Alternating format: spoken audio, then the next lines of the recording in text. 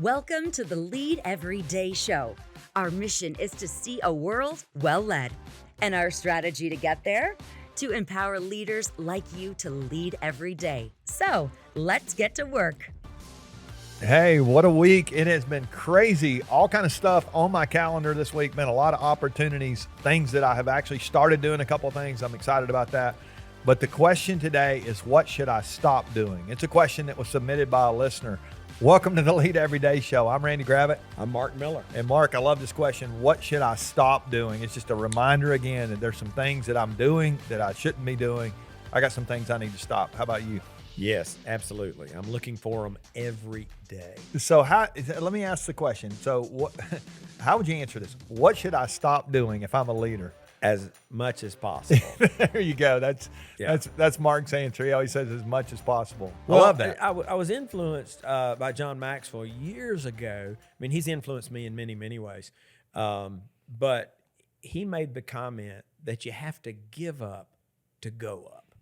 He said you're going to have to give up something. If you want more influence, you got to take something off your calendar. If you want more impact, you got to take some stuff off your calendar. Now, there could become a point in your life and career when that's not true.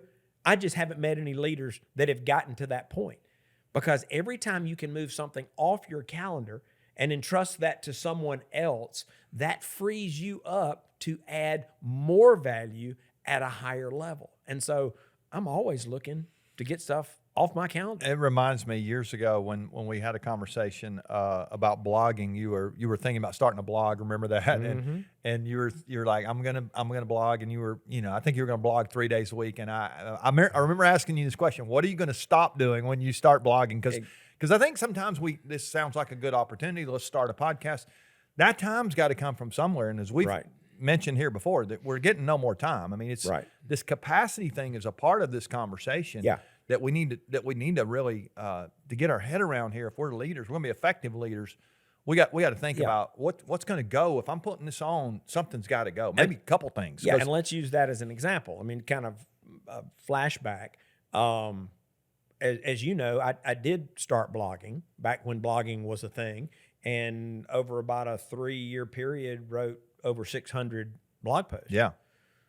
I did take some things off my calendar to find that time, and those blog posts have literally been read by millions of people. Yeah. So what I gave up allowed me to increase my reach. Yeah, exactly. And if I can find stuff to give up this week and next month and this year, I'm counting on it paying huge dividends. Yeah, that's great. I want to give up as much stuff as I can. That's a good reminder. So let's give some tactical things here. We always like to, we say we're practitioners here. We want you to practice your leadership to get better. I would say a question I ask myself all the time: what's the highest, best use of your time? And you start looking at your calendar. If you've got things on there that are not highest, best, there's not a match, there's an incongruence there.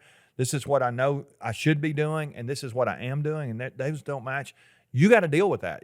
That's up to you to say, what do I need to stop doing? What can somebody else do is another good question that I'm doing. Yeah. If I've got something that somebody else could do, actually it might be an opportunity for them to grow, Sure, for them to improve. We talk about them getting to lead something. There's things that you're handling and touching right now. You used the word the other day, develop people. I love this mindset of being able to delegate things, but to develop them to be able to move up and get higher at some point. So that's part of this conversation. Yeah, it's a huge part of this conversation. I think that if we're not careful, we confuse activity with accomplishment. I mean, we've talked about that over and over and over again. And I want to offer a cautionary note. Maybe this strikes a chord with some of you because you're at capacity, or heaven forbid, you're at 110 or 120% capacity. You're working too many hours, and those around you are suffering. Those relationships in your life are suffering. You can't start by looking at your calendar for the bad stuff, because I'm going to assume you've already cut the bad stuff. Yeah, that's good. You're going to have to cut some good stuff. And cut may or may not be the best choice of language, but who can you delegate to? Who can you develop to take this baton or that baton? Yeah. What are some things that you can defer or delay? Mm-hmm.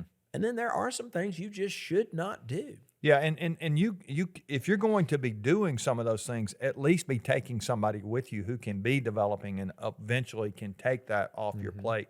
Because here's the cool thing: when you're able to let go of some of those things, your blogging was an example, but you may have another vertical you want to start. You may have another business in your mind. I mean, what you guys have dreams. You want to make sure you have time to be able to go.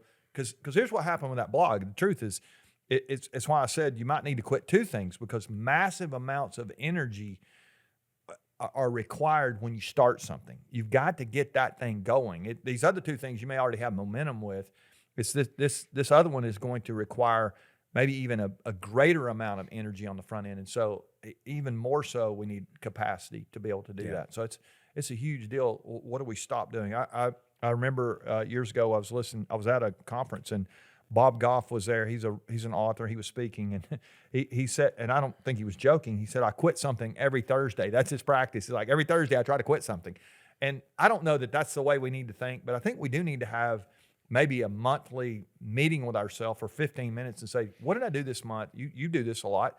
Calendar audit. You look back through quarterly, thinking about what happened here that I really don't. Somebody else could do this, maybe even better than I can. I mean, I love thinking that, and that just positions us to have so much more impact and influence down the road. Yeah, and you got to be careful. Jim Collins said it like this: the good is the enemy of the best. That's great. You're doing good stuff, but are you doing the best stuff? Yeah, that's good. You're just going to have to be vigilant. Yeah. And you're going to have to stay on it. Yeah. I'll reference Peter Drucker. I try to do that often. I probably hadn't done it in 2 or 3 You're weeks. a fan.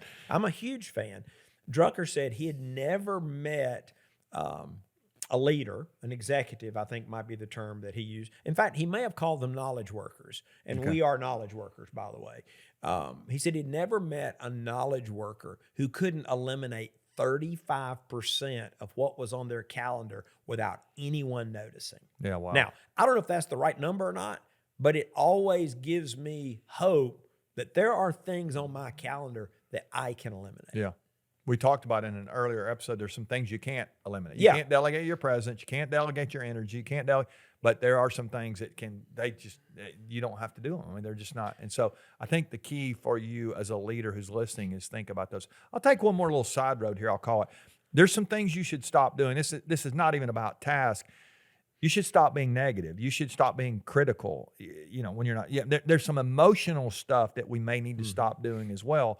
And so I would encourage you to, if you need to think about that, do that. But for most of us, it's the stuff on our calendar that is maybe not, it doesn't need to be there. And if it doesn't, then we've got to have the courage to say, I got to let that go. It's keeping us from the next level of influence, the next level of effectiveness, the next level of impact. Yeah. We might even say, you wrote Smart Leadership. We might even say, if we're not careful, we may not even realize it. This is our quicksand. It can be. This can be the stuff that's got us mired in busyness is one of the chief culprits. Yeah, it really are. It really is of quicksand. Yeah, I mean elements and it's keeping so many leaders from fulfilling their full potential. Yeah. So I hope as you end this week, you will go into the weekend and really give some careful thought to what is it that could be eliminated this next week. And I'm fascinated by that 35%. Is it possible that 35% of the stuff on my calendar could go and nobody would even notice? It might be possible. It might even be probable. I'm guessing. Every time I take a hard look at my calendar, you're going, I can take stuff off my calendar. Take stuff off. That's right. So if you're going to pick some stuff up this next week, I'm sure you will. You got to make sure you stop doing some things that somebody else could do. Do the things that only you can do. We'll see you again next week for more of the Lead Every Day show. Remember, the best leaders really do lead every day.